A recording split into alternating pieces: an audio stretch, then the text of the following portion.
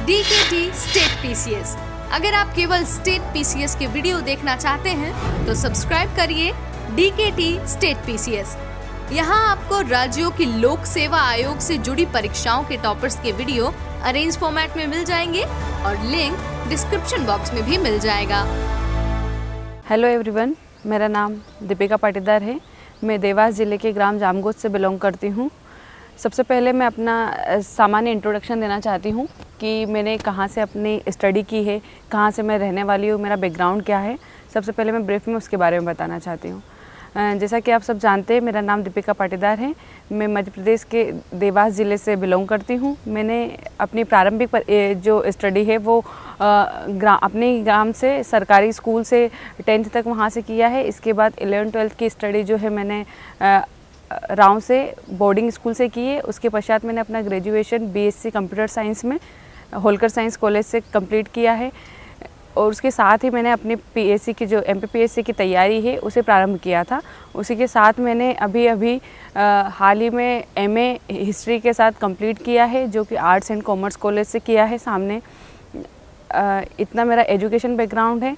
अब मैं अपनी थोड़ी प्रिपरेशन की जर्नी शेयर करना चाहती हूँ कि मैंने कैसे अपनी शुरुआत की थी, कहाँ से मुझे मोटिवेशन मिला था और कैसे मेरी इतनी जर्नी रही है कि मैंने कैसे आज ये जो प्रथम रैंक है मध्य प्रदेश लोक सेवा आयोग 2022 की परीक्षा में मैंने जो प्रथम रैंक प्राप्त की है उसके पीछे क्या स्ट्रेटजी रही थी।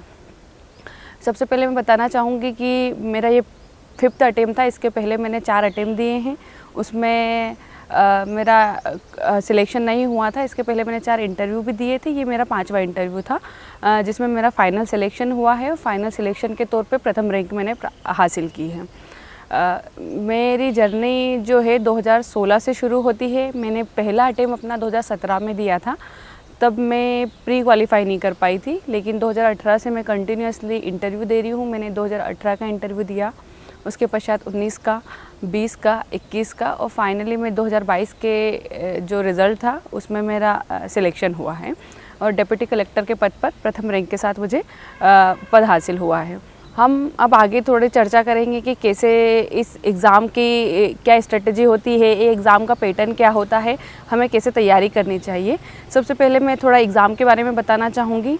मध्य प्रदेश लोक सेवा आयोग की जो परीक्षा होती है वो 3 स्टेजेस में होती है। प्रीलिम्स होता है, मेंस होता है और इंटरव्यू होता है। इन 3 स्टेज के बारे में मैं थोड़ा सा ब्रीफ में बताऊंगी। प्रीलिम्स एग्ज़ाम जो होती है वो ऑब्जेक्टिव टाइप होती है और उसमें आपको क्वालिफाई करना होता है। मेंस एग्ज़ाम जो होती है वो रिटन होती है। 6 दिन तक 6 पेपर होते हैं। इसमें 6 पेपर होते हैं जो आपको रिटर्न देने होते हैं। इसके पश्चात इंटरव्यू होता है और मेंस और इंटरव्यू के आधार पर ही आपका फाइनल सिलेक्शन होता है। तो हमें इन 3 स्टेजेस के माध्यम से इस एग्ज़ाम को क्वालिफाई करना होता है। सबसे पहले हम प्रीलिम्स के बारे में बात करेंगे कि प्रीलिम्स की तैयारी कैसे की जाती है। मध्य प्रदेश की परीक्षा के लिए इसमें 10 यूनिट होती है। 10 यूनिट का सबसे पहले तो आपको इस चीज़ के लिए तैयार होना है कि कैसे आपको एग्ज़ाम का पैटर्न को समझना है, पुराने क्वेश्चंस पेपर कैसे रहे हैं उन्हें समझना है, कैसे इसे निकालना है, आपको एग्ज़ाम कैसे निकलनी है। उसके लिए आपको सबसे पहले आपके पास सिलेबस होना चाहिए। सिलेबस के माध्यम से आप पहले ये जान पाएंगे कि आपको कितना और कहाँ से पढ़ना है। उसके पश्चात आप अपने रिसोर्सेज कलेक्ट कीजिए। आप बुक्स से भी पढ़ सकते हैं, नोट्स से भी पढ़ सकते हैं। मैं इसके बारे में बताना चाहूँगी कि मैंने सबसे ज़्यादा नोट्स प्रेफर किए हैं, क्योंकि नोट्स में आसानी से जो सिलेबस है वो हमें आसानी से प्राप्त हो सकता था। प्रीलिम्स के लिए आप अपना डेटा कलेक्ट कीजिए। उसके बाद सिलेबस के अकॉर्डिंग जो सिलेबस में लाइन दी गई है उसके बारे में ही आपको पढ़ना है और उसमें आप डीप तक पढ़ सकते हैं, लेकिन आप उसके बियॉन्ड कुछ ना पढ़िए। प्रीलिम्स के लिए सबसे बेस्ट तरीका यही होता है कि जो आप पढ़ रहे हैं उसे पढ़ने के साथ साथ आप ऑब्जेक्टिव टाइप क्वेश्चन लगाइए। मैंने जितने भी प्रीलिम्स दिए हैं मेरा प्रीलिम्स नहीं रुका है। उसका एक ही कारण यही था कि मैं जितना भी टॉपिक पढ़ती थी उसके ऑब्जेक्टिव क्वेश्चन ज़रूर लगाती थी। तो आप जितना पढ़ते हैं उसकी आपको प्रैक्टिस करना ज़रूरी होता है। प्रीलिम्स के लिए इतना ही कहूँगी कि आप पढ़ते जाइए और साथ में आप प्रैक्टिस करते जाइए, क्योंकि प्रीलिम्स एग्ज़ाम क्या फैक्चुअल ज़्यादा होता है मध्य प्रदेश की परीक्षा के लिए। तो फैक्चुअल पढ़ने के लिए आपको चीज़ें समझने के साथ साथ कुछ कुछ चीज़ें आपको रटनी भी होती है, क्योंकि फैक्ट हम बिना रटे याद नहीं कर सकते। इसलिए आपको प्रीलिम्स एग्ज़ाम के लिए समझने के साथ साथ कुछ चीज़ें आपको रटनी भी पड़ती है, तो आप उन्हें याद करने का प्रयास कीजिए। इसमें मैं एक सजेशन दूंगी आपके, अगर आप प्रीलिम्स की तैयारी कर रहे हैं तो आप नोट्स के साथ साथ लूसेंट की बुक को साथ में मतलब ऐड कर सकते हैं। वैसे जनरली लूसेंट बुक को सजेस्ट नहीं किया जाता है, लेकिन हमारी पीएससी की तैयारी के लिए हम लूसेंट को एक रेफरेंस के तौर पे इसलिए यूज़ करते हैं क्योंकि उसमें वही फैक्ट होते हैं जो अधिकतर पूछे जाते हैं। जैसे हमारे सामान्य जीके के जो सब्जेक्ट होते हैं, हिस्ट्री है, ज्योग्राफी है, पॉलिटी है, बेसिक सामान्य से जो साइंस आती है, उसे तैयार करने के लिए हमें लूसेंट बुक को एक बार रिवाइज़ के तौर पर रखने की आवश्यकता होती है। मैं सच बता रही हूँ कि मैंने भी लूसेंट बुक को पढ़ा है और मैं चाहती हूँ कि आप लोग भी एटलीस्ट एक बार तो उसे रीड अवश्य करें। इसके बाद हम बात करते हैं मेंस पे। मेंस की एग्ज़ाम जो होती है उसके में 6 पेपर होते हैं। 4 पेपर जीएस के होते हैं, एक पेपर 5वां पेपर हिंदी का होता है और 6ठा पेपर जो होता है वो एसे का होता है। अगर आप बिगनर्स हैं और आपने तैयारी अगर शुरू की है तो मैं सबसे पहले कहना चाहूँगी कि आप पीछे के 3 पेपर तैयार कीजिए। आप पहले इथिक्स तैयार कीजिए 4th पेपर, आप 5th पेपर हिंदी तैयार कीजिए और एसे तैयार कीजिए। जब आप 3 पेपर तैयार कर लेते हैं तो आपको आपके साथ ये होता है कि आपकी आधी तैयारी पूरी हो चुकी है। चूँकि हम हिस्ट्री, ज्योग्राफी, पॉलिटी और साइंस ऐसे सब्जेक्ट हैं, उन्हें हम प्रीलिम्स में भी पढ़ते हैं, मेंस में भी पढ़ते हैं। तो हमें पहले तो तैयारी करने से पहले जब हमने मन बना ही लिया है कि हमें इसके बारे में पढ़ाई करनी है, तो हमें सबसे पहले प्री को ना फोकस करते हुए सिलेबस को पहचान के हमें सबसे पहले मेंस की तैयारी शुरू करनी चाहिए। क्योंकि जैसे जैसे हम मेंस पढ़ते जाते हैं हमारा प्रीलिम्स तैयार होता जाता है, और जिस दिन हमारा मेंस तैयार हो जाता है उस दिन हम आराम से प्रीलिम्स पर शिफ्ट होकर प्रीलिम्स की तैयारी कर सकते हैं। मान लीजिए आपके पास 1 साल है, तो आप 1 साल में जब शुरुआत करते हैं, आप सेल्फ स्टडी करते हैं या कोचिंग इंस्टीट्यूट के माध्यम से तैयारी करते हैं, आपको सबसे पहले पढ़ाई करनी है मेंस की। आप मेंस की क्लासेस लीजिए, साथ में आप जिस भी नोट्स या बुक से पढ़ रहे हैं उसी के साथ साथ आपको सबसे पहला काम करना है कि आप आपके शॉर्ट नोट्स बनाते जाइए। यदि आप आपके शॉर्ट नोट्स बना लेते हैं तो उससे आपको एक फ़ायदा होता है कि आप जब प्री क्वालिफाई करके मेंस के लिए अपीयर होंगे तब आपको जो रिवीजन के लिए जो समय मिलता है वो कम मिलता है, और उसमें आप आसानी से आपके जो शॉर्ट नोट्स आपने बनाए हैं उसके माध्यम से आप आसानी से आपकी पढ़ाई कर सकते हैं। इसके लिए आपको जब भी आप मेंस की तैयारी कर रहे हैं तो आपको एक चीज़ ध्यान में रखनी है कि आपको सिर्फ पढ़ना ही नहीं है बल्कि आपके शॉर्ट नोट्स तैयार करने हैं।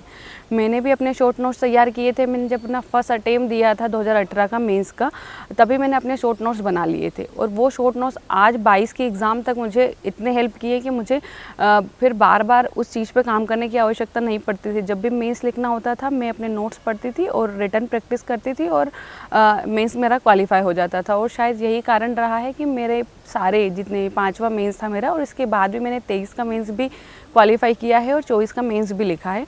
तो इस हिसाब से मैंने 7 मेंस लिखे हैं और 7 तो ही क्वालिफाई हुए मेरे।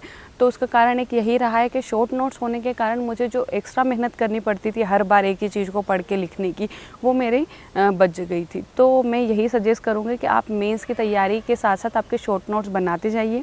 आप सबसे पहले 3 पेपर को तैयार कीजिए। इथिक्स पढ़िए आप, फिर हिंदी को तैयार कीजिए, और ऐसे राइटिंग आप वीक में 15 डेज़ में एक बार आप करते जाइए, ताकि आपकी जो थॉट प्रोसेस है वो बनती जाएगी। जैसे जैसे आप इसे पढ़ना शुरू करते हैं तो आपको थॉट प्रोसेसिंग आपकी डेवलप होती जाती है, और उसी के माध्यम से आप ऐसे राइटिंग आराम से कर सकते हैं। अगर टॉपिक की बात करें हम कि ऐसे रैंडम कैसे लिखेंगे, तो मैं यही कहूँगी कि आप पुराने पेपर्स उठाइए। पुराने पेपर के जितने भी टॉपिक हैं आप एक एक करके उस पर आपकी थॉट प्रोसेस पर काम करिए, और छोटे छोटे से नोट्स बनाकर फिर एक ऐसी राइटिंग आप उस पर कर सकते हैं। अब रही बात मेंस के आगे के 3 पेपर की, हिस्ट्री, ज्योग्राफी, पॉलिटी, और जो पहले पेपर, दूसरा और तीसरा पेपर होता है, तीनों पेपर जीएस के सब्जेक्ट से होता है। हमें क्या पढ़ना चाहिए, क्या नहीं पढ़ना चाहिए, मैं इस पे थोड़ा सा बात करूँगी कि हमें क्या प्रेफर करना चाहिए। क्या हमें एनसीईआरटी पढ़नी चाहिए, या हमें कोई सी बुक्स पढ़नी चाहिए, या नोट्स के माध्यम से भी हम कर सकते हैं। आपका एक एरिया है कि किसी को बुक से पढ़ना अच्छा लगता है, किसी को क्लास नोट से भी सेटिस्फेक्शन मिल जाता है, किसी को एनसीईआरटी पढ़ना अच्छा लगता है। मैं यही कहूँगी कि अगर आप बिगनर से और आप अगर 3 ईयर प्लान है आपका कि आप ग्रेजुएशन के साथ ही इसकी तैयारी कर रहे हैं, तो मैं एक बार आपको सजेस्ट अवश्य करूँगी कि आप एनसीईआरटी ज़रूर पढ़िए। अगर आप एनसीईआरटी पढ़ते हैं तो आपका जो बेस जो होता है वो आसानी से अच्छे से बन जाता है और आपकी एक अंडरस्टैंडिंग जो सब्जेक्ट के प्रति होती है, क्योंकि कोई व्यक्ति साइंस बैकग्राउंड से आता है, कोई और बैकग्राउंड से आता है, तो उसे जो आर्ट्स के सब्जेक्ट होते हैं उन्हें समझने के लिए एक जो बेसिक एरिया होता है वो समझने के लिए एनसीईआरटी सबसे बेस्ट ऑप्शन होता है। लेकिन अगर आप मतलब आपके पास समय की कमी है, आप एक ही साल के लिए तैयारी के लिए आए हैं और आपको जल्दी से सिलेबस भी कंप्लीट करना और एग्ज़ाम में अपीयर होना है, तो आप नोट्स भी प्रेफर कर सकते हैं। वो आपके ऊपर है कि आपको कितना ब्रॉड लेवल पे उसको पढ़ना है। तो आप एनसीईआरटी प्रेफर कर सकते हैं। चूँकि मैंने यूपीएससी की भी तैयारी की है, इसलिए मैंने कुछ सब्जेक्ट की एनसीईआरटी पढ़ी थी, इसलिए मैं आपको सजेस्ट कर रही हूँ। इसके अलावा आप क्लास नोट्स पे पढ़ सकते हैं। मैंने अधिकतर पीएससी की तैयारी के लिए बुक्स प्रेफर नहीं की है।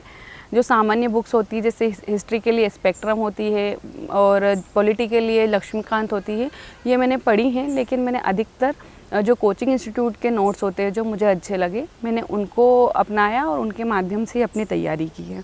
तो नोट्स आप डिसाइड कर सकते हैं कि आपको बुक से पढ़ना अच्छा लगता है या नोट से पढ़ना अच्छा लगता है। चूँकि मैंने नोट से तैयारी की है तो मैं इसके लिए श्योरिटी दे सकती हूँ कि अगर आप नोट से भी पढ़ते हैं तो आपको ऐसी कोई समस्या नहीं आएगी जो बुक से ही पढ़ने पर ही सॉल्व हो सकती है। तो आप नोट से भी पढ़ सकते हैं और बुक से भी अपनी पढ़ाई को कंटिन्यू कर सकते हैं। तो आप तीनों जो बेसिक पेपर होते हैं, पहले, दूसरा और तीसरा, इनके लिए आप नोट्स या बुक्स प्रेफर कर सकते हैं। उसके पश्चात 3 पेपर इथिक्स है।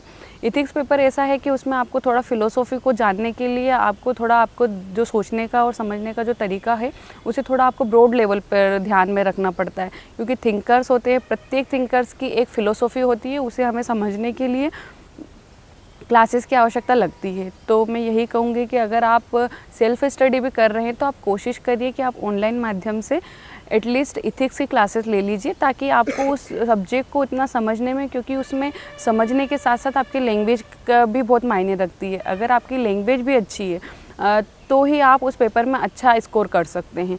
तो मैं इसीलिए सजेस्ट करूँगी कि आप उस सब्जेक्ट को पहले समझिए। अगर आप सेल्फ स्टडी कर रहे हैं तो आप ऑनलाइन माध्यम से किसी की क्लास ले सकते हैं, नहीं तो फिर आप ऑफलाइन में किसी की क्लास ज्वाइन करके आसानी से उसे पढ़ सकते हैं। ये है हमारे सब्जेक्ट के बारे में बात। अब मैं इंटरव्यू पे शिफ्ट होना चाहती हूँ। लास्ट स्टेज होती है इस एग्ज़ाम की इंटरव्यू के माध्यम से। इंटरव्यू यहाँ 175 नंबर का होता था, अब 185 का हो गया है। इसमें आपको ज़्यादा से ज़्यादा स्कोर करना इसलिए मायने रखता है क्योंकि इंटरव्यू के आधार पर आप सिर्फ सिलेक्शन नहीं लेते हैं, आप रैंक भी प्राप्त कर सकते हैं। क्योंकि अगर इंटरव्यू में आपके नंबर अच्छे हैं तो आप अच्छी रैंक के माध्यम से आपका सिलेक्शन होता है। इंटरव्यू में मॉक सबसे बड़ा कन्फ्यूज़न होता है। मुझे भी यही बड़ा कन्फ्यूज़न था कि हमें मॉक प्रैक्टिस करनी चाहिए या नहीं करनी चाहिए। मॉक प्रैक्टिस का मैं सजेस्ट करूँगी कि आपके नेचर पे, आप कैसे, आपका नेचर है, आपका व्यक्तित्व कैसा है, उस पर निर्भर करता है। यदि आप ऑलरेडी ऐसे व्यक्तित्व हो कि आप हेजिटेट नहीं होते हो, आप लोगों से आसानी से बात कर सकते हो, किसी भी सब टॉपिक पे आप बातचीत कर सकते हो, तो आपको बहुत ज़्यादा मॉक प्रैक्टिस की आवश्यकता नहीं होती है। आप अपने थोड़े व्यक्तित्व को निखारिए और आपका जो सब्जेक्ट एरिया है, जो आपकी हॉबी है, उसे आप अच्छे से तैयार कीजिए। करंट अफेयर से आप अपडेट रहिए और उसके माध्यम से आप अपडेट रह सकते हैं और इंटरव्यू दे सकते हैं। क्योंकि मैं अपने आप में थोड़ा इंट्रोवर्ट सी, मुझे लोगों से उतने आराम से मैं बात करने में थोड़ा हेजिटेट होती थी, इसलिए मैंने मॉक प्रैक्टिस की है। इवन एक सबसे अच्छा तरीका होता है अपने आप को इम्प्रूव करने का, आप मिरर प्रैक्टिस कीजिए। मिरर प्रैक्टिस मैंने लिटरली की है और मिरर प्रैक्टिस से जो इम्प्रूवमेंट होता है वो आप मॉक प्रैक्टिस में भी नहीं देख सकते, क्योंकि मिरर प्रैक्टिस से आप रेगुलरली आप में एक इम्प्रूवमेंट देखते हैं। आप 10 मिनट 15 मिनट खुद से बातें कीजिए, खुद क्वेश्चन बना लीजिए और बातें कीजिए, तो उससे आपको इम्प्रूवमेंट दिखेगा। साथ ही आप 2 4 6 मॉक प्रैक्टिस दे सकते हैं, उसके माध्यम से आप इंटरव्यू की तैयारी कर सकते हैं। अब मैं एक चीज़ पे और चर्चा करना चाहती हूँ कि अगर आपको पढ़ाई कैसे करनी चाहिए, क्या आपको क्लासेस लेनी ही चाहिए या आप ऑनलाइन माध्यम से भी कर सकते हैं या सेल्फ स्टडी भी कर सकते हैं। मैं इतना कहना चाहूँगी कि आपके ऊपर है कि आप क्या क्लासेस अफोर्ड कर सकते हैं। यदि आप क्लासेस अफोर्ड कर सकते हैं तो मैं कहूँगी कि आप ऑफ़लाइन क्लासेस ज्वाइन कीजिए, क्योंकि ऑफ़लाइन क्लासेस के माध्यम से आप जो कंसंट्रेशन, जो अच्छे से आप एक माहौल तैयार होता है आपका, वो बहुत ज़्यादा तैयारी के दौरान मायने रखता है। लेकिन ऐसा नहीं है कि जो व्यक्ति ऑफलाइन क्लासेस ज्वाइन करता है उसी का सिलेक्शन होता है। हम आज डिजिटलाइजेशन के ज़माने में हैं, जहाँ पर ऑनलाइन सारे रिसोर्स हमारे पास अवेलेबल है। हम कोई सी भी चीज़ें हैं जो हम हमारे फ़ोन से प्राप्त कर सकते हैं। तो अगर आप कहीं दूर रहते हैं, दूसरी सिटी में रहते हैं, जहाँ आप ऐसी इंदौर जैसी सिटी में आके तैयारी नहीं कर सकते, तो आप ऑनलाइन कोर्सेज़ खरीदिए और आप मोबाइल के माध्यम से भी पढ़ सकते हैं। इतने सारे चैनल है। क्योंकि मैंने ऑफ़लाइन स्टडी की है, मेरी क्लासेस ऑफ़लाइन रही है, मैंने सत्यमेव जयते संस्थान से अपनी सारी जो तैयारी है वो की थी। तो मैं मतलब ऑनलाइन के लिए कोई चैनल ऐसे तो सजेस्ट नहीं कर सकती कि कौन सा चैनल आपके लिए बेस्ट होगा, बट आप देखिए कि आपको कौन से टीचर से अच्छे समझ में आता है, आप आपके अकॉर्डिंग उसे चूज़ कर सकते हैं। अब रही बात ये कि हमें करंट अफेयर्स का कितना वेटेज होता है, करंट अफेयर्स से कितना अपडेट रहना चाहिए।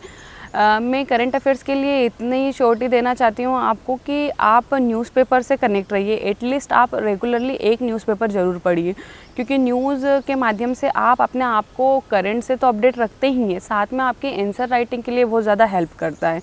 क्योंकि इसमें एडिटोरियल का जो पोर्शन होता है उसके माध्यम से आपका जो एसे होता है, एसे की तैयारी आपकी वहीं से शुरू हो जाती है आपके, क्योंकि रेगुलर बेसिस पे जो टॉपिक आते हैं, जो सामाजिक सब्जेक्ट जो आते हैं, उन पे आप जो एडिटोरियल पढ़ते हैं तो उसके माध्यम से आपकी जो मेंटलिटी है वो ब्रॉड होती है। उसमें आपको सोचने का एक नज़रिया, जो एक क्राइटेरिया है वो बढ़ता जाता है और उसके आधार पे आपकी थॉट प्रोसेसिंग डेवलप होती है और उसी के माध्यम से आप अच्छे से ऐसे राइटिंग कर सकते हैं।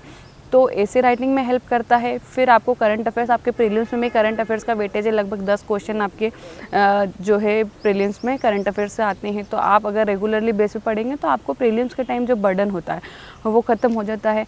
आजकल मेंस का जो पैटर्न है उसमें क्वेश्चंस जो आते हैं जो जीएस के पेपर में भी, वो भी करंट ओरिएंटेड आते हैं कि कोई घटना ऐसी घटी होगी जिससे रिलेट करके उन्होंने वो क्वेश्चन पूछा होगा, तो उससे आप अपने जो आंसर राइटिंग है उसे इम्प्रूव कर सकते हैं। तो मैं यही कहूँगी कि आप करंट अफेयर से एटलीस्ट एक न्यूज़पेपर पढ़िए। इसके अलावा आप ऑनलाइन माध्यम से किसी भी वीडियो के माध्यम से करंट अफेयर्स पढ़ सकते हैं। अब मैं सबसे महत्वपूर्ण और सबसे इम्पोर्टेंट जो इस मेरे एग्ज़ाम के दौरान की रही है, सबसे इम्पोर्टेंट चीज़ पे बात करना चाहती हूँ, आंसर राइटिंग के मेंस में ज़्यादा से ज़्यादा नंबर हम किसे ला सकते हैं। इसमें सबसे ज़्यादा वेटेज होता है आपके आंसर राइटिंग का, कि आप कितना अच्छा लिखते हैं और कितना अच्छा कंटेंट आप प्रोवाइड करते हैं। अब ये अच्छा लिखना आता कैसे है? मैंने तो एक ही चीज़ सीखी थी कि आप जितना ज़्यादा लिखेंगे, जितना ज़्यादा आपका पेन चलाएंगे, उतना ज़्यादा आपके अंदर इम्प्रूवमेंट भी आता है, उतना अच्छा आप में सुधार भी होता जाता है। आप रेगुलरली बेस पे लिखिए, आप एक दिन छोड़ के एक दिन लिखिए, आप अधिक से अधिक टेस्ट सीरीज़ लगाइए, क्योंकि लिखने से हमारी राइटिंग स्किल इम्प्रूव होती है, हमारी जो थॉट प्रोसेस होती है वो इम्प्रूव होती है और हम अच्छे से अच्छा कंटेंट, जो कम शब्दों में जो अच्छा कंटेंट दिया जाता है वो प्रोवाइड कर पाते हैं। तो सबसे ज़्यादा ऐसा है कि आंसर राइटिंग करना है हमें। तो आंसर राइटिंग के लिए कैसे कर सकते हैं? तो आप अगर प्रारंभिक तैयारी शुरू कर रहे हो और आप बिगनर से अभी तक आपने कोई टेस्ट सीरीज़ नहीं लिखी है, मैंने कैसे शुरुआत की थी, मुझे हमारे टीचर ने सजेस्ट किया था कि बेटा आप रोज़ 1 घंटे या 1.5 घंटे आप टाइम सेट करिए घर पर और लिखना शुरू कीजिए। मैंने लिटरली 1 साल तक कंटिन्यूसली अपने घर में बैठ कर प्रैक्टिस की है। मैं टेस्ट सीरीज़ देने जाती थी, लेकिन जब तक मेरी, क्योंकि टाइम का इशू भी होता है, हम टाइम जो दिया जाता है उसके अंदर हमको पेपर कंप्लीट करने के लिए, जब तक हमारी आंसर राइटिंग इंप्रूव नहीं होती, उसमें टाइम मैनेजमेंट का सबसे ज़्यादा इशू आता है। तो उसे कवर करने के लिए आपको घर पर भी प्रैक्टिस करनी चाहिए। अगर आप रेगुलरली बेस पे 1 घंटा भी लिखते हैं तो आपको धीरे धीरे उसकी प्रैक्टिस हो जाएगी। फिर आप आसानी से, जब आपको मेंस में जब आपको अपेयर होंगे आप पेपर के लिए, तो आपको जो टाइम का इशू होता है कि मुझे टाइम मैनेजमेंट का इशू आता है, राइटिंग का इशू आता है, वो आपका हल हो जाएगा। और दूसरी बात होती है कि आपका फॉर्मेट कैसा है, आप लिखते हैं पैराग्राफ में लिखते हैं, पॉइंटर्स में लिखें। तो चूँकि MBPSC की तैयारी में जो स्पेस दी जाती है और जो क्वेश्चन की डिमांड होती है वो अधिकतर आपको पॉइंटर फॉर्म में होती है। आप जितने अधिक पॉइंट्स लिखेंगे उतना ज़्यादा आपको नंबर प्राप्त होते हैं। तो आप ज़्यादा से ज़्यादा फैक्ट और पॉइंट पे बात कीजिए, क्योंकि 3 मार्कर और जो 6 मार्कर हैं उन दोनों के लिए आपको जो है फैक्ट्स पे ज़्यादा ध्यान देना रहता है। इसलिए आप फैक्ट का ध्यान रखिए और पॉइंटर्स में लिखिए। आप जैसे हमको 6 लाइन प्रोवाइड की गई, तो 6 लाइन में हमको 6 पॉइंट्स ऐड करने हैं, इस हिसाब से हमको आंसर राइटिंग करनी है। आप टेस्ट सीरीज़ ज़्यादा से ज़्यादा लगाइए। मैंने सबसे ज़्यादा टेस्ट सीरीज़ जो है सत्यमेव जयते संस्थान की दी है, वहीं पे मैंने प्री की टेस्ट भी दी है, मेंस की भी दी है और मॉक प्रैक्टिस भी की है। आप भी वहाँ भी मैं सजेस्ट कर दूँगी, आप कर सकती हूँ आपको कि आप वहाँ भी दे सकते हैं, निश्चित रूप से टेस्ट सीरीज़ लगा सकते हैं। इसके अलावा भी अगर आपको कहीं और की टेस्ट सीरीज़ लगती है तो आप लगा सकते हैं, बट आपको अगर मेंस की तैयारी करनी है तो आपको टेस्ट सीरीज़ लगानी ही है। आप बिना टेस्ट सीरीज़ के मेंस की तैयारी नहीं कर सकते। अब मेंस की तैयारी के दौरान आपको सबसे ज़्यादा हेल्प क्या करते हैं आपके शॉर्ट नोट्स। शॉर्ट नोट्स बनाने कैसे हैं, मैं अपना आइडिया शेयर करती हूँ कि मैंने कैसे बनाए थे। शॉर्ट नोट्स बनाने के लिए आपको चीज़ें है कि आप कि सिर्फ एक नोट से आप शॉर्ट नोट्स नहीं बना सकते। आप अपने क्लास के जो नोट्स आपको मिले हैं वो, और एक रेफरेंस के तौर पे आप अदर इंस्टीट्यूट के या कोई बुक का रेफरेंस लीजिए। उन दोनों में से पढ़ के आप अपने इतने छोटे नोट्स बना लीजिए कि आपको वो चीज़ समझ में आ जाए। जैसे कोई टॉपिक है कि आपको इसके कारण और प्रभाव बताने हैं, तो आप उस टॉपिक का एक डेफिनेशन लिखिए, आप की पॉइंट्स में उसके कारण लिखिए और पास ही की जगह लाइन खींच के आप उसके प्रभाव लिख दीजिए। मतलब आपको कम शब्दों में आपका जो क्वेश्चन का आंसर है और जो मांग है उसे आपको तैयार करना है। साथ में आप आपके जब शॉर्ट नोट्स बनाते हैं तो कोई भी टॉपिक है उससे रिलेटेड कुछ अगर फैक्ट है कि ये प्रारंभ कब हुआ था या किसके द्वारा इसकी डेफिनेशन दी गई थी या इसकी जो शुरुआत है वो किसने की थी, इस टाइप के जो फैक्ट है कि व्यक्तित्व का नाम या कोई सन है जो हमें उसे मेंशन करना, वो वहीं आप मेंशन कर लिए, ताकि आप जब उस चीज़ को पढ़ेंगे तो आपके दिमाग में वो रहेगा कि इसके से रिलेटेड ये तीन चीज़ थी जो मुझे अब जब भी ये आंसर आएगा तो उसमें ऐड कर रही है। तो आप ऐसे करके आपके शॉर्ट नोट्स बनाइए और शॉर्ट नोट्स के माध्यम से आप मेंस की तैयारी कर सकते हैं। दूसरा ये है कि ये इस तरीके से हमारी प्रीलिम्स, मेंस और इंटरव्यू की तैयारी हो जाती है। अब मैं थोड़ा सा आपको ये कहना चाहूँगी कि अगर एक ये है कि असफलता से कैसे हमें उभरा जाए या असफलता के बाद भी आप कैसे कंटिन्यूसली प्रिपरेशन की तैयारी कर सकते हैं। क्योंकि मैंने असफलताएं देखी है, मैंने 4 असफलताएं देखी, उसके बाद अब 5वीं बार में मेरा सिलेक्शन हुआ है। असफलता से आप इतना सीखिए कि असफलता आपको हमेशा सिखा के जाती है। जब भी आप असफल होते हैं तो आप, ये ज़रूर है कि इस चीज़ का बुरा लगता है कि असफल हुए हैं, हम प्रयासों के बाद, हमारे अच्छे प्रयासों के बाद भी असफल होते हैं, लेकिन ये बात उसमें निश्चित रूप से जुड़ी हुई होती है कि असफलता मिलने का कोई कारण होता है। तो आप असफल होने के बाद आप ये ध्यान दीजिए कि आपने कौन सी गलती की थी, आपको क्या गलती नहीं करनी चाहिए थी, आपके असफलता के क्या कारण हैं, आप उन्हें ढूंढिए और उस पर काम कीजिए। निश्चित रूप से आपको सफलता मिलेगी। मैंने अपना 2018 का अटेम्प्ट दिया था पहला, उसमें मुझे अपनी सकारात्मकता प्राप्त नहीं हुई थी, मैं उसमें फ़ेल हो गई थी। फिर मैंने देखा कि मुझे इंटरव्यू में तब बहुत ज़्यादा कम नंबर थे, तो मुझे एक चीज़ें पता चल गई थी कि मुझे सिर्फ इंटरव्यू पर ही काम करने की आवश्यकता नहीं है। यदि मेंस में अभी मेरे बहुत अच्छे नंबर होते तो मैं इंटरव्यू पे अगर कम नंबर भी हैं मेरे तो मैं क्वालिफाई हो सकती थी। तो ये है कि आपको मेंस अपना इतना स्ट्रॉन्ग रखना है कि अगर इंटरव्यू में बाई चांस आपको नंबर कम भी प्राप्त होते हैं, आप मेंस के आधार पर आपका सिलेक्शन ले सकते हैं। इसलिए आपको ज़्यादा से ज़्यादा तैयारी मेंस की करनी है। मेंस की तैयारी के माध्यम से आप आसानी से आपका सिलेक्शन करवा सकते हैं। असफलता से आपको डरना नहीं है। असफलता एक सीख का ही काम करती है, मेरे लिए भी सीख का काम करा है। तो आप उस असफलता को एक आगे के रास्ते के रूप में, चुनौती के रूप में लीजिए, उससे सीखिए और आगे बढ़िए। अगर आपने ईमानदारी पूर्वक तैयारी की है, आपने डेडिकेशन के साथ तैयारी की है और आप समझ पा रहे हैं कि मुझे किस डायरेक्शन में तैयारी करनी थी, तो आप निश्चित रूप से एक दिन सफलता ज़रूर प्राप्त करते हैं। मैं यही चाहती हूँ कि जितने मुझे अटेम्प्ट लगे उतने आप लोगों को नहीं लगे। जो मैंने गलतियाँ की है वो आप ना करें। मैंने कुछ गलतियाँ यही की थी कि मैं बहुत अच्छे से जो मेंस की स्ट्रेटजी है उसे बहुत जल्दी नहीं समझ पाई थी। मैंने कुछ गलतियाँ वहाँ की थी कि मैं प्रॉपर तरीके से फैक्चुअल चीज़ों पे ध्यान नहीं दे पाई थी। फिर मैंने इंटरव्यू के दौरान भी मॉक प्रैक्टिस नहीं की थी, तो मुझे इंटरव्यू में जो सबसे ज़्यादा प्रॉब्लम का फेस करनी पड़ी थी कि मेरे इंटरव्यू बहुत अच्छे नहीं जा रहे थे। तो कहीं ना कहीं ये चीज़ें मैंने की थी, तो उसके कारण मेरा सिलेक्शन रुक रहा था। लेकिन आप ध्यान पूर्वक पढ़िए, आप लोग मेंस को अच्छे से तैयार कीजिए। जैसे मैंने बताया है कि आपको जो सूटेबल लगता है आप उसके अकॉर्डिंग पढ़िए। तो आपको सफलता निश्चित रूप से मिलेगी। अब मैं थोड़ा सा इसमें अब अपनी दिनचर्या के बारे में भी शेयर करना चाहती हूँ कि कैसे मैं अपना शेड्यूल तैयार करके कैसे तैयारी करती थी, कैसे अगर मुझे अच्छा नहीं लगता था या मैं डिमोरलाइज होती थी तो कैसे अपना आप को मोटिवेट करती थी, मैं अपने एंटरटेनमेंट के लिए कैसे क्या उपयोग करती थी। और सबसे बड़ा क्वेश्चन है आज का कि सोशल मीडिया का उपयोग करना है या नहीं करना, उसके साथ हम तैयारी कर सकते हैं या नहीं कर सकते। तो इन पे मैं बात करना चाहती हूँ। मेरी दिनचर्या की पहले बात करूँगी तो मैं रेगुलरली 8 से 9 घंटे पढ़ती थी। एग्ज़ाम के टाइम पे घंटों का जो टाइम है वो बढ़ जाता है, 13 घंटे 14 घंटे हो जाते हैं। लेकिन जो सामान्यतः साल भर की जो तैयारी होती है उसमें मैंने 8 से 9 घंटे पढ़ाई की है। ये है कि आप जो पढ़ाई करते हैं उसे कंसंट्रेशन के साथ पढ़ाई करनी है। मैं चूँकि मैं जल्दी उठने में थोड़ा सा मेरे साथ प्रॉब्लम थी, इसलिए मैं नाइट में ज़्यादा पढ़ाई करती थी। मैंने 2-2 ढाई बजे तक रात को ज़्यादा पढ़ाई की है। उसके बाद मैं सुबह थोड़ा लेट उठ के ही पढ़ाई करती थी। तो वो आपकी जो दिनचर्या उस पर आप सूटेबल कर लीजिए कि आपको सुबह उठ के पढ़ना अच्छा लगता है कि रात को, क्योंकि मैंने हमेशा से बचपन से मेरे स्कूल की पढ़ाई, कॉलेज की पढ़ाई भी मैंने लेट नाइट ही की थी। तो मेरी बॉडी के अकॉर्डिंग वो ज़्यादा सूटेबल रहता था, इसलिए मैं नाइट में ज़्यादा पढ़ना प्रेफर करती थी। तो आपके अकॉर्डिंग आप ये देखिए कि आपकी बॉडी कहाँ ज़्यादा अच्छे से सूटेबल रहती है और आप जहाँ पढ़ाई कर सकते हैं। दूसरा मैं कहूँगी मनोरंजन के लिए, तो निश्चित रूप से अगर आप तैयारी कर रहे हैं, चूँकि पीएससी की कॉम्पिटिटिव की तैयारी ऐसी होती है, लॉन्ग जर्नी होती है।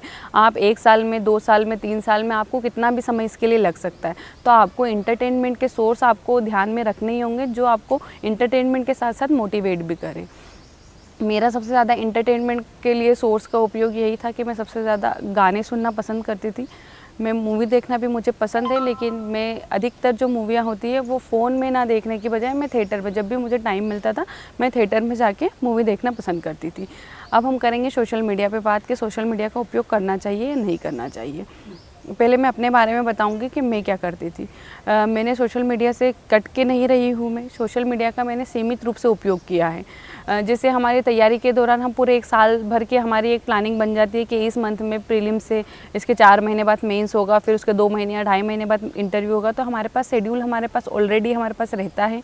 अब हमको कैसे तैयारी के साथ साथ सोशल मीडिया का उपयोग करना है और नहीं करना है। चूँकि मैं सोशल मीडिया का उपयोग एग्ज़ाम के दौरान, जैसे एग्ज़ाम में 1 महीना है या 1.5 महीना है, तो मैं तब से उससे कट जाती थी। लेकिन उसके अलावा जो है मैं सोशल मीडिया से कनेक्ट रहती थी, क्योंकि सोशल मीडिया इंटरटेनमेंट के साथ साथ हमें नॉलेज भी प्रोवाइड करता है। आप सभी जैसे जानते ही, क्योंकि हमें वहाँ से करंट न्यूज़ मिलती है, देश दुनिया में क्या चल रहा है वो हम सोशल मीडिया के माध्यम से आज जान पाते हैं। क्योंकि हम न्यूज़पेपर उतना ज़्यादा पढ़ते नहीं हैं, तो हम सोशल मीडिया के माध्यम से उससे कनेक्ट रहते। तो आपको जनरल चीज़ों से अवेयर रहने के लिए, आपको देश दुनिया में कि करंट अफेयर से अपडेट रहने के लिए सोशल मीडिया से जुड़ा रहना आवश्यक होता है। बस यही है कि आपको सोशल मीडिया का उपयोग किस तरह से करना है, ये आपको डिसाइड करना है। हम ऐसा नहीं है कि हम घंटों तक बस रील्स को स्क्रॉल कर रहे हैं। इससे क्या होगा कि आपका कंसंट्रेशन लेवल भी, एक तो है कि कितनी स्टडी आ गई है कि आप रील्स देखते हैं तो उससे कंसंट्रेशन आपका कम होता जाता है। तो आपको रील्स पे वो टाइम स्पेंड ना करके आपको इंटरटेनमेंट के साथ साथ नॉलेज पे टाइम स्पेंड करना है। तो मैं यही कहूँगी कि आप सोशल मीडिया का उपयोग कीजिए, लेकिन सीमित रूप से उपयोग कीजिए। मैंने भी किया है और उसका कोई डिसएडवांटेज इतना नहीं है कि आप अगर सीमित रूप से उपयोग करते हैं तो आप आसानी से उसका यूज़फुल उपयोग भी कर सकते हैं। इसके अलावा मुझे गाने सुनने के अलावा मूवी देखना अच्छा लगता था। उसके साथ ही आप आपके घर वालों से बात कीजिए। मेरे पेरेंट्स मुझे बहुत मोटिवेट करते थे। सबसे बड़ा सपोर्ट ही मेरे पेरेंट्स का रहा है कि उन्होंने मुझे कभी भी डीमोटिवेट नहीं किया है, कभी भी ऐसे नहीं बोला है कि आप नहीं कर सकते तो आप घर आ जाइए। उनका हमेशा से सपोर्ट रहा था, तो वो मुझे बहुत अच्छे से बात करते थे, हमेशा मोटिवेट करते थे। जब भी मेरा रिज़ल्ट आता था तो मैं बताती थी कि इस बार भी सिलेक्शन नहीं हुआ, तो उनका एक ही बात रहती थी कि कोई बात नहीं, इसके बाद वाले में हो जाएगा, आप बस तैयारी कीजिए, अपने आप पे भरोसा रखिए, तो निश्चित रूप से आपका आगे सिलेक्शन हो जाएगा। तो उनका हमेशा एक सपोर्ट रहा। तो अपने पेरेंट्स पे आप खुद भी भरोसा बनाए के रखिए और उनको भी भरोसा बनाने जैसे काम कीजिए, ताकि आपके पेरेंट्स आपको मोटिवेट करते रहे। आपके पेरेंट्स से बात कीजिए। मुझे अपने दोस्तों के साथ बात करना अच्छा लगता था, तो मैं अपने दोस्तों के साथ बात करती थी। आप अपना एक ऐसा एरिया बना लीजिए कि आपके, जैसे मेरे दोस्त जो थे वो अधिकतर तैयारी वाले थे, मेरे साथ वाले ही है कि वो भी पीएससी की तैयारी कर रहे हैं, तो वो एक दूसरे को समझते भी थे। और अगर कोई प्रॉब्लम आती थी, पढ़ाई से रिलेटेड प्रॉब्लम आती थी या डीमोटिवेट हो रहा है, आज अच्छा नहीं लग रहा, अब आगे क्या होगा, ऐसी जो टेंशन होती थी उनसे शेयर करते थे। तो वो ऐसा है कि वो भी आपको मोटिवेट करते थे, क्योंकि वो भी इसी जर्नी से गुजर रहे हैं, तो आपको अच्छे से समझ पाते थे। तो आप ऐसा कीजिए। आपके फैमिली वालों से बात कीजिए, आपके दोस्तों से बात कीजिए, आप सोशल मीडिया का उपयोग भी सीमित उपयोग कीजिए। इसके माध्यम से आप अपने आप को मोटिवेट कर सकते हैं। बहुत सारे लोग होते हैं जिन्हें मोटिवेटर जो स्पीकर्स होते हैं उनको सुनना अच्छा लगता है, आप उनको भी ले सकते हैं। बट मैं एक ही बात कहना चाहूँगी इस पे कि आप सेल्फ मोटिवेशन जो होता है वो लॉन्ग लास्टिंग होता है। जैसे कि आप किसी मोटिवेटर को पढ़ेंगे या सुनेंगे तो वो आपको थोड़ी देर के लिए मोटिवेट कर सकता है, लेकिन आपको लॉन्ग लास्टिंग, आपको लंबे समय तक एक ही चीज़ को प्रिपेयर करने के लिए अगर मोटिवेट होना है तो आप सेल्फ मोटिवेट होइए। आप अपने आप पे भरोसा रखिए। अगर आप ईमानदारी पूर्वक पढ़ाई कर रहे हैं और आप ईमानदारी से आपके सब्जेक्ट को पढ़ रहे हैं, आप अपने आप पर भरोसा रखते हैं, तो आप निश्चित रूप से सफलता प्राप्त करते ही हैं और आप कभी भी डिमोटिवेट नहीं होंगे। आपको बुरा लगेगा तो आप अपने आप पे भरोसा जब करना सीख जाएंगे तो आप आसानी से मोटिवेट हो जाते हैं। थैंक यू, इतना ही कहना चाहूँगी मैं।